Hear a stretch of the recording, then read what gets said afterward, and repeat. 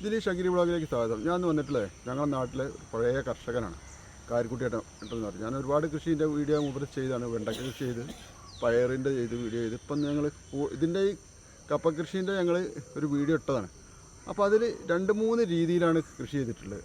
ആ ഒരു കൃഷിയിലാണ് ഒന്ന് ഇത് ഇടുന്നത് എങ്ങനെയാണെന്ന് പറയും. പിന്നെ വേറെ രീതിയിൽ ആരും ചെയ്യാത്ത രീതിയിലൊരു കൃഷി ചെയ്തിന്. അതിലെന്താ വെച്ചാൽ കണ്ടമാനം ഞാൻ കിഴങ്ങ് കിട്ടിയാണ്. അപ്പോൾ ആ വീഡിയോ മൂപ്പരോട് തന്നെ ചോദിച്ചിട്ട് നമുക്ക് ആ വീഡിയോയിലേക്ക് പോകാം. കാരിക്കുട്ടിയേട്ടാ, ഇതിപ്പം ഇവിടെ ഇത് കുഴിച്ചിട്ടിട്ട് എത്ര മാസമായി? ഇത് 7-ാം മാസത്തിൽ ഇതാകണം കൊമ്പ അല്ലേ? ഇതിനിപ്പം ഇവിടെ വളരീതികളൊക്കെ എങ്ങനെ? സാധാരണ ചെയ്യണ ഇതേ കൊല്ലത്തിനൊരേ രീതിയാണ്. കോഴിവളം ഇട്ടിട്ട് ഞാൻ ഇതിനെ വൃത്തി ചെയ്തല്ലേ? ഇതൊരു മരട്ട് നമുക്ക് എത്ര കിലോ ഇട്ടീന്? 4 കിലോ 5 കിലോ 5 കിലോ ഇട്ടാലും നമുക്ക് മെച്ചല്ലേ? നമുക്കൊരു ഇത് ചുരുങ്ങിയ പോയാലും ഒരു 30-40 ചിലവ് വരുള്ളൂ. ചിലവ് കുറവാല്ലേ? പിന്നെ നമ്മൾ തന്നെ പണിക്കാരും അത് പിടിച്ചെടുക്കി. അത് നല്ല കൊമ്പാണ്, 2 ആൾ പിടിക്കണം. ഒരു നല്ല കർഷകനാണ്. കാരണം പല കൃഷികളും ഉണ്ടാക്കിയിട്ട് പല പരീക്ഷണങ്ങൾ നടത്തുന്നതാണ്. അതാ അതിലൊരു അതാ ഒരു എന്താ നോക്കിയാൽ ഒരു പൂള പൊട്ടും ചെയ്തിന്. അയ്യോ, ഇതെന്താ തിന്നു പോയിക്കണ. അവിടെ നമുക്ക് ചേമ്പുണ്ട് അതിനിട്ടാ. അത് ചേമ്പിൽ അത്യാവശ്യം ചേമ്പുണ്ട് കേട്ടാ. ഇതെന്തോ തിന്നണ്ടിട്ടാ കേട്ടാ പൂള. ഇതെന്തായാലും ഒരു 10 കിലോന് മേലെ നമുക്ക് പ്രതീക്ഷിച്ചൂടെ? 10 കിലോ അതിൻ്റെ ഇടയിലുണ്ടല്ലോ ചേമ്പും ഉണ്ടായിക്കണ്. ചേമ്പൊക്കെ മുളച്ച് വരാനുള്ള മഴ പെയ്തിട്ട് ഇല്ലേ? ചേമ്പൊക്കെ വേഗം പറിച്ചു വേണം. ഇതിപ്പോൾ ചേമ്പിനൊക്കെ എത്ര മാസങ്ങൾ വെച്ചിട്ട്? ഈ പുളവിൻ്റെ സമയം തന്നെ. അതിൽ ചിലപ്പോൾ ഒരു കിഴങ്ങ് കിടന്നു പോയതായിരിക്കും അല്ലേ? വേണ്ടാ, ഇത്രയും പൂളുള്ളതാണ്. അപ്പോൾ കൃഷികളൊക്കെ ഒരിക്കലും നഷ്ടമൊന്നുമല്ല, കൃഷി ചെയ്യണം അല്ലേ?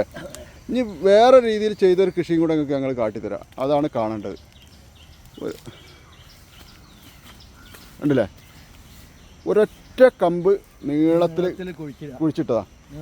കുഴിച്ചിട്ടിട്ട് അതൊരു അടിഭാഗം ചെത്തി ഉണ്ടാക്കിയതാണ്. അപ്പോൾ കിടത്തിയിട്ട് ചടി ചെത്തിയിട്ട് കിടത്തി വെച്ചു. എന്നാൽ അത് പറക്കിയല്ലേ നമ്മൾ?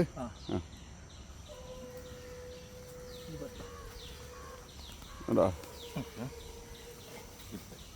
ഒരു മരട് പൂള കുഴിച്ചിട്ട് മുമ്പൊക്കെ 25 കിലോ പൂളയാണ് കിട്ടിയത്. കാരണം പണി കുറവാണ്. ഉണ്ടല്ലോ, പൂളക്ക് ഒരു ചിലവ് കുറവില്ല. ഒറ്റ കൊമ്പാണ്.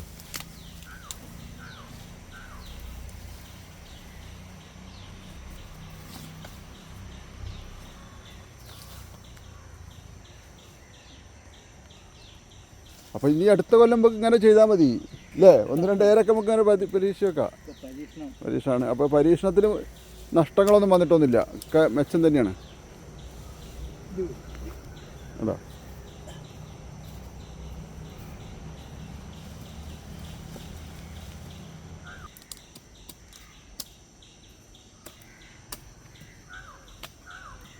ഇത് സെയിൽ ഇവിടെ തന്നെ ഉണ്ട്.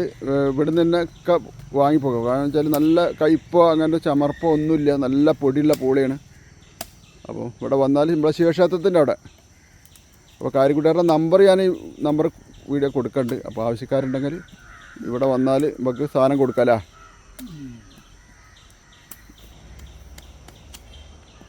ഇപ്പോൾ തന്നെ ഇവിടെ ആളുകൾ കാത്തിക്കാണ് ഇത് വാങ്ങാൻ വേണ്ടിയിട്ട്. അപ്പോൾ ഇങ്ങനത്തെ കർഷകരൊക്കെ ഒന്ന് പ്രോത്സാഹിപ്പിക്കുക.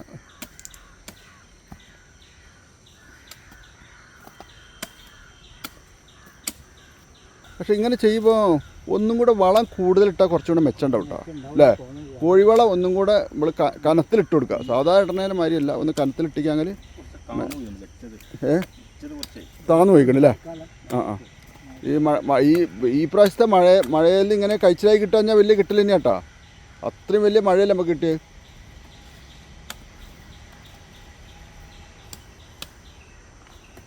ഇനി അടുത്ത കൃഷി എന്താ നിങ്ങൾ ചെയ്യണ കാരിക്കുട്ടിയേട്ടാ? കപ്പ തന്നെ. ഇത് എടുത്താലും നമുക്ക് ഇതിൻ്റെ ഗുണം വേറെ ഒന്നിനും കിട്ടൂല കേട്ടോ. ഇതിന് പണി കുറവല്ലേ? അതാ അതിൻ്റെ ഗുണം. അപ്പോൾ ഈ കർഷകനെ പ്രോത്സാഹിപ്പിക്കുക. ഇവിടെ വന്ന് സാധനം വാങ്ങുക. ഏറ്റവും നല്ല സാധനം വാങ്ങി കഴിക്കുക.